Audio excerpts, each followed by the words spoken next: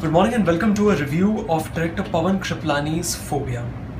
Director Pawan Kriplani is famous for Ragini MMS, a movie which was really scary and very different in the horror genre for India. Let's see if he manages to achieve the same amount of chills and thrills with Phobia. Phobia tells us the tale of a young woman who was sexually assaulted and hence develops agoraphobia, which is the fear of open places. This develops to such an extent that she is afraid of even stepping out of her own house, so she remains locked within the four walls of her home.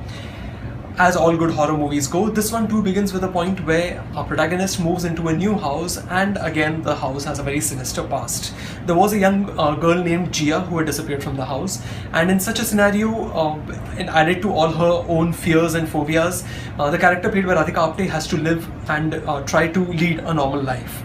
But of course, very soon she starts getting haunted by certain visions. She feels that she is imagining a lot of things, but they could also be true.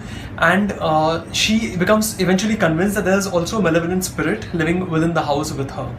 Coming to the performances, of course, Radhika Apte does a very good job. She does not fall into the pit of overacting, which is very common in such films, but manages to keep it quite subtle and nuanced, and even manages to deliver a few laughs. Maybe they are unexpected, but they are quite convincing. And the supporting cast is again quite good.